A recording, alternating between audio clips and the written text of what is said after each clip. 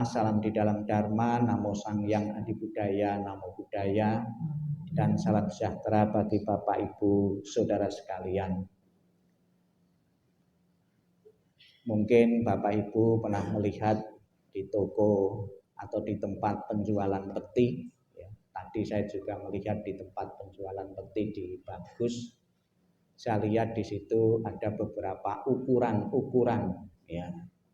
Ada ukuran kecil, ada yang sedang, ada yang besar. Ternyata penjual peti ya sudah menyiapkan, ya. Ada anak kecil juga bisa mati, ada yang remaja juga bisa mati, yang besar untuk orang tua. Jadi kematian ternyata bukan saja dialami orang tua, ya, anak kecil pun juga bisa mati, remaja maupun tua pun juga bisa mati. Jadi kematian tidak pilih-pilih, ya. Di situ terbukti juga disiapkan bagi mereka sesuai dengan umurnya. Kemudian di situ saya juga bisa melihat juga atribut-atribut, ya, yang menempel di peti-peti tersebut, atribut-atribut keagamaan. Ada peti mati yang ditempeli dengan gambar salib, ada ditempeli dengan ya simbol-simbol agama-agama tertentu.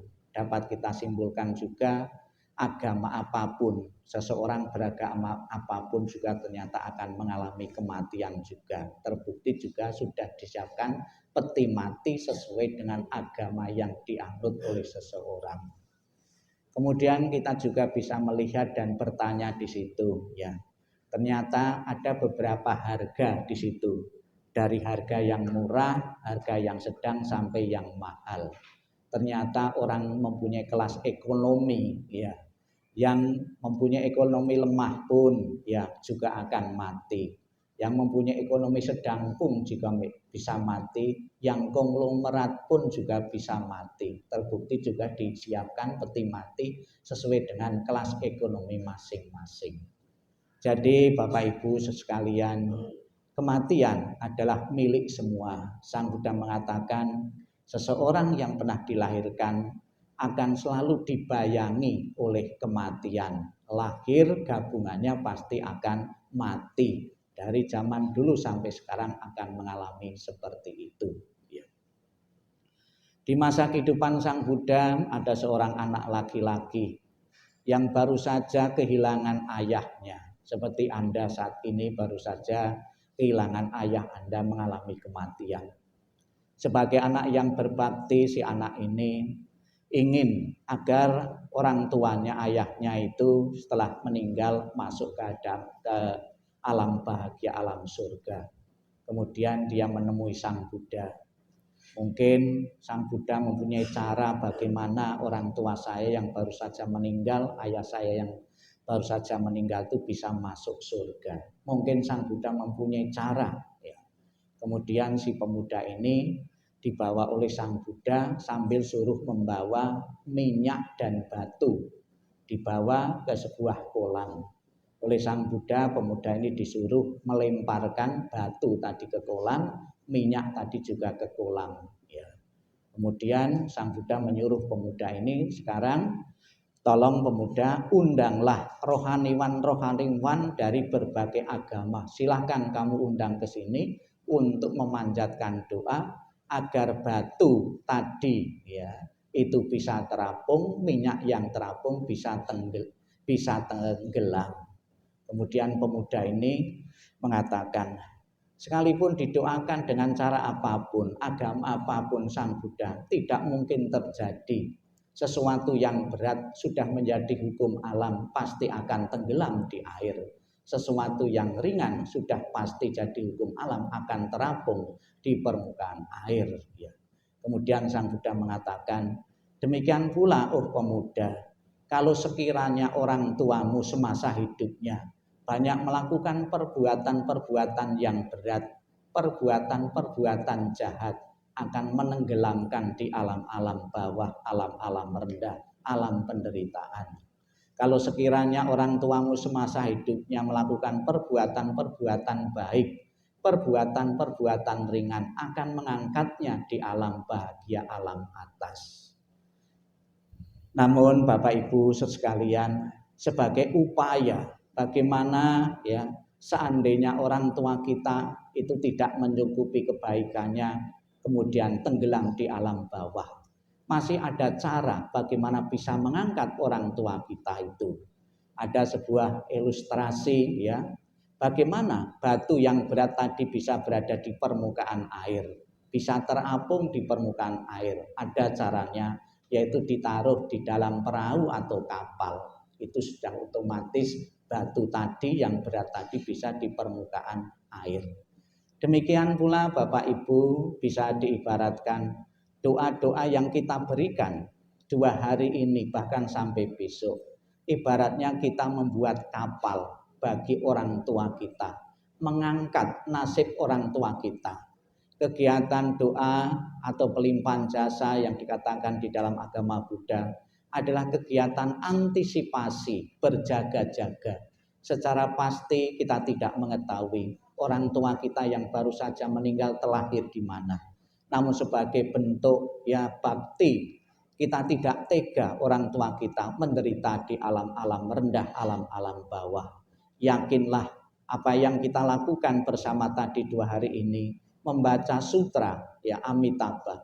Lebih-lebih Buddha Amitabha dalam janjinya mengatakan, barang siapa menyebut namaku, mengulang namaku dengan penuh keyakinan dan berharap untuk terlahir di alam surgaku, maka akan menjemput roh itu, arwah itu, dan kutempatkan di alam surga bahagiaku.